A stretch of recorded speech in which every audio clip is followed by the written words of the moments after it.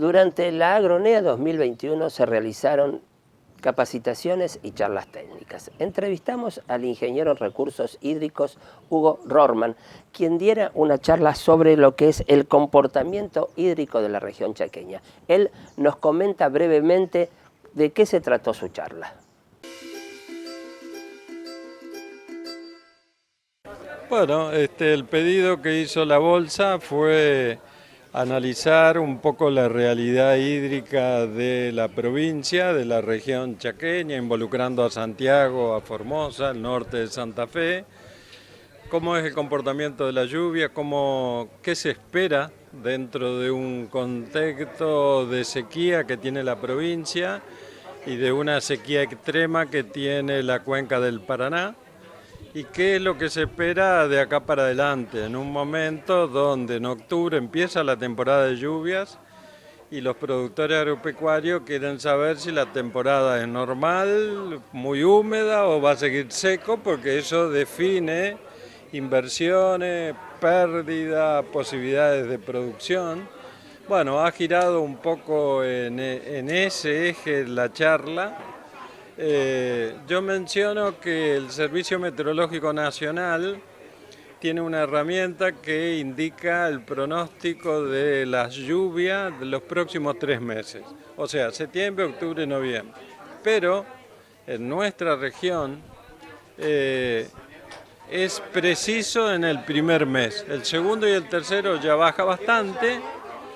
Y el productor necesita mínimo 5 meses, 6 meses para terminar de decidir, bueno, cosecho esto o cosecho lo otro. Entonces, de algún modo, el llamado de atención es justamente a Agronea, a las entidades intermedias, que levanten la voz para que el servicio, a través de la provincia, se integre con las estaciones. Acá tenemos una estación en Resistencia, otra en San Peña del servicio. Formosa tiene Formosa y Las Lomitas y Santiago del Estero, 5 estaciones. Si uno va a la Pampa Húmeda, hay 40 estaciones, con un clima mucho más definido. Entonces, si tenemos más estaciones, integramos con las estaciones del INTA, ponemos un equipo que trabaje con modelos, que los hay, para visualizar el clima a 3, 6 meses, un año hacia adelante. Si en eso se gana espacio, si se gana precisión, es una ayuda enorme para los productores agropecuarios y a toda la actividad que se desarrolla a raíz de los productores agropecuarios, de tener previsibilidad y decir, bueno, si el año viene seco, yo voy por este cultivo porque ese aguanta las pocas lluvias. Ahora, si es normal, voy por este, y si es mucha agua, voy a lo mejor por el algodón, por decir algún ejemplo. Me parece que ese es un aspecto que es muy importante. Los mapas de suelo, la provincia de Chaco tiene los mapas de suelo a un nivel de detalle que pocas provincias tienen, y eso es la salud de los suelos. O sea, para producir yo tengo que saber cómo está el suelo, qué le puedo mejorar, a ver, agrónomo, che, mirá, en te parece que hay que hacer acá, cómo para que ese suelo perdure en el tiempo y mantenga la productividad. Me parece que ese es otro aspecto esencial. Mapas de riesgo hídrico, decir, bueno, esta zona es muy inundable, poco inundable, esta zona tiene más riesgo de sequía que aquella otra. Eso dan un marco de previsibilidad y de planificación que ayudaría mucho a la actividad agropecuaria. Ese fue un poco el eje de la exposición. Realmente es un eje muy importante porque lo que usted dice es cierto, o sea, el productor quiere saber qué va a pasar de acá a 1 mes o 2 meses, pero hay que también ver un poco más allá del bosque, porque en realidad también a nivel mundial estamos en una época seca. Sí, eso se nota cuando uno ve la gran bajante del Paraná. O sea, si ampliamos de la región chaqueña y nos vamos a la cuenca del Plata, que tiene 3 millones de kilómetros cuadrados, está en un periodo de sequía. Y me parece que es muy importante porque en otras partes del mundo se usan modelos que predicen el tiempo con mucha precisión a 6 meses. Entonces, si yo tendría esa previsión, si yo soy productor agropecuario o ligado a la actividad agropecuaria, bueno, yo puedo ir por este camino o por otro si me dice que viene muy húmedo, muy seco. Y eso me parece que sigo insistiendo en una información en la cual las provincias, las entidades intermedias tienen que levantar la bandera y tratar de conseguir que esa información se tenga de acá a 5 años, bueno, que empiece a ser una herramienta más común para el sector agropecuario. Y con respecto a las estaciones meteorológicas que hace mención, o sea, la provincia tiene muy pocas estaciones porque APA tiene estaciones meteorológicas. Tiene estaciones pluviométricas, pero no meteorológicas, en la cual se mide temperatura, humedad, viento. Hay estaciones que tiene el Ministerio de la Producción, hay estaciones que tienen las experimentales del INTA, pero no hay una integración o la integración viene muy demorada con el servicio y el servicio tiene su punto de vista focalizado en la pampa húmeda, porque ahí está la producción de la Argentina, pero nosotros también, como yo decía, ese será el corazón, pero nosotros también tenemos corazón y depende todo el desarrollo del nordeste argentino, del norte argentino, tener esa misma información, entonces hacer el esfuerzo para lograr que esa información también se disponga acá. Rodeo Vet, brindamos soluciones al productor ganadero con un servicio veterinario confiable. Aceptamos Mercado Pago y tarjeta tuya Pyme Rural. Haz tu pedido por WhatsApp 3624 61 23 71. Remates Ganaderos Chaqueños anuncia el segundo remate anual Pampa del Indio de Abasto Conserva Invernada a realizarse el jueves 28 de octubre. Lugar, Sociedad Rural de Pampa del Indio, horario 14:30 horas, cumpliendo protocolos vigentes COVID-19. Consignataria, Madelán Servicios Rurales. Organiza Ministerio de la Producción, Industria y Empleo del Chaco, Gobierno de Todos.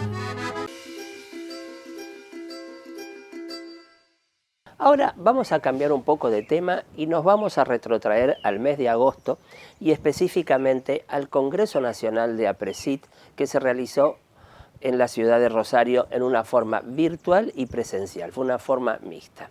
El tema que les vamos a presentar es una de las charlas que se dio en aquel congreso, que es sobre la red de nutrición de cultivos del norte y específicamente sobre el maíz. Quien habló al respecto fue el ingeniero agrónomo Nicolás Staringer. Él es docente de la Facultad de Ciencias Agrarias de la Universidad del Nordeste. Escuchémoslo. Les vamos a presentar en esta jornada los resultados preliminares de la red de nutrición de cultivos del norte argentino, comenzando este año por el maíz, ¿sí? Un agradecimiento especial a todos los ensayistas y a Andrés Madías, con quienes venimos realizando este trabajo a lo largo de esta campaña. Bueno, quisiera aclarar también que los datos que estamos presentando en el día de la fecha son datos preliminares, ¿sí? Que son los datos que tenemos cosechados hasta el viernes de la semana pasada, así que es un avance de lo que son los primeros resultados de esta red. Bueno, ¿cómo comienza esta red? Básicamente esta red de nutrición comienza con una encuesta que hicimos a los productores de la región norte del país para ver un poco distintas cuestiones en relación a la fertilización de los cultivos. ¿Qué es lo que obtuvimos entre varias respuestas que nos dieron los productores? Podemos destacar que el 74% de los productores de la región respondió que está fertilizando y a su vez que existe poca información o sienten la falta de información local en cuanto a la hora de hacer una recomendación de fertilización, con lo cual se genera o encontramos este espacio vacío para realmente generar información que nos permita hacer recomendaciones de fertilización más acordes a lo que es la realidad del norte argentino.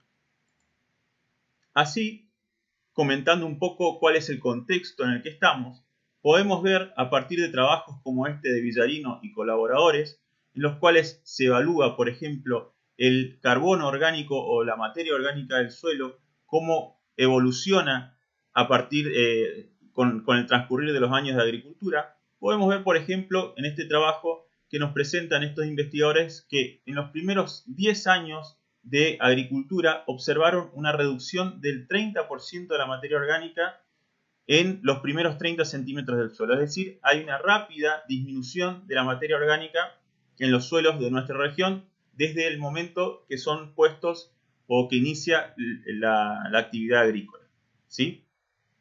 A su vez, podemos ver también en trabajos como el de Aramburu, Merlos y colaboradores que existe una brecha productiva importante en cultivos de la región, como por ejemplo podemos citar el caso del maíz, en el cual tenemos brechas de hasta un 60% en relación a lo que se podría producir en la zona, y sabemos que parte de esta brecha se podría reducir si mejoramos el aspecto nutricional de nuestros cultivos, ¿sí? Entonces, esto, junto con el hecho también de que está aumentando de manera importante la venta de fertilizantes en la región, nos llevan a querer generar información local para poder mejorar las recomendaciones de fertilización de nuestros cultivos y ser más eficientes en el uso de nuestros recursos.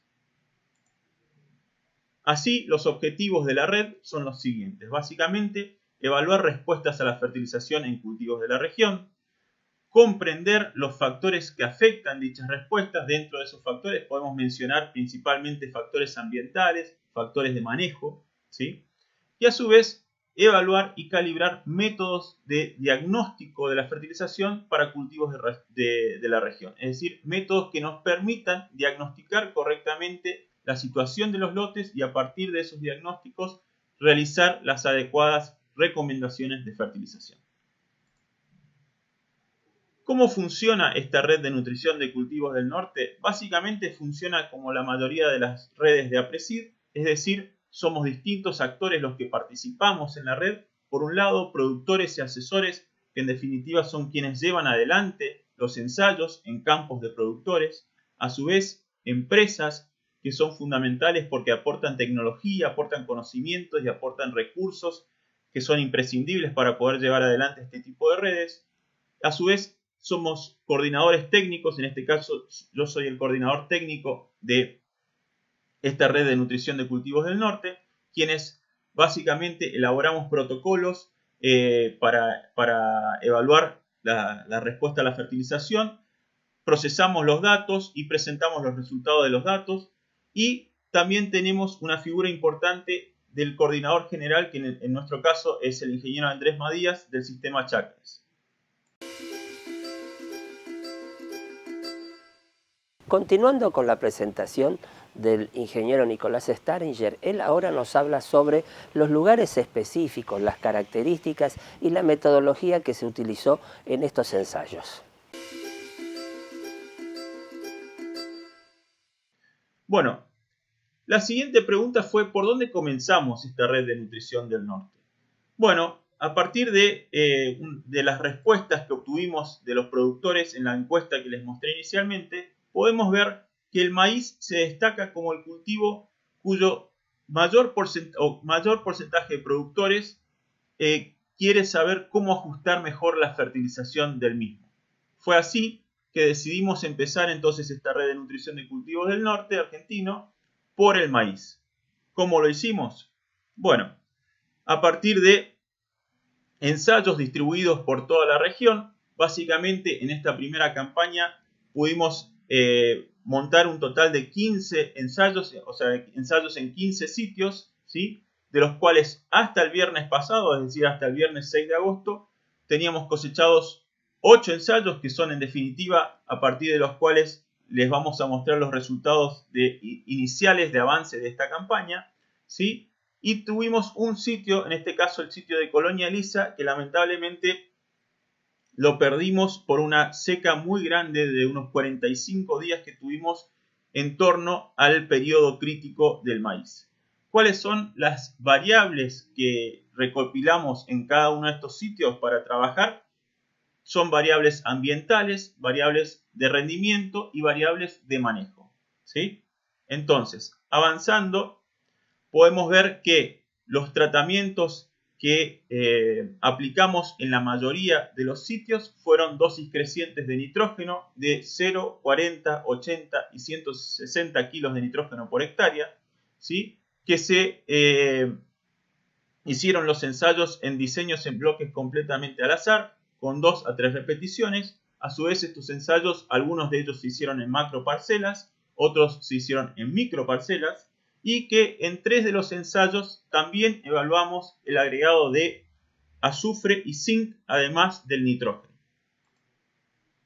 Así, algunas características generales de los sitios que hemos cosechado hasta el momento están descritas en este cuadro. Básicamente son los sitios que cosechamos hasta el momento están en Reconquista, estuvieron en Reconquista, Hermoso Campo, Otumpa y Sachayo. Las fechas de siembra de estos sitios fueron entre el 26 de diciembre y el 6 de enero, con densidades de siembra de entre 50 y 60 mil plantas por hectárea. Se caracterizaron por tener entre 14 y 75 años de agricultura estos sitios, o sea, una importante variabilidad en cuanto a años de agricultura. El antecesor estival en la mayoría de los casos fue soja de primera. El 50% de los sitios venía de un barbecho y el otro 50% de cultivo servicio con vicia. A su vez, los valores de nitrógeno inicial o nitrógeno a la siembra hasta los 60 centímetros variaron desde 59 hasta 187 kilos de nitrógeno por hectárea, y los valores de NaN, como para tener una noción de este estimador de la mineralización, variaron de 25 a 47 partes por millón, siendo la mayoría de ellos por encima de 30. Fuentes de nitrógeno que utilizamos fueron básicamente nitrato de amonio calcáreo, urea con NMPT y WAN, y las lluvias estuvieron entre 430 y 570 milímetros. Los invito a compartir una pausa y al volver vamos a estar viendo y escuchando la tercera parte de la presentación del ingeniero Staringer.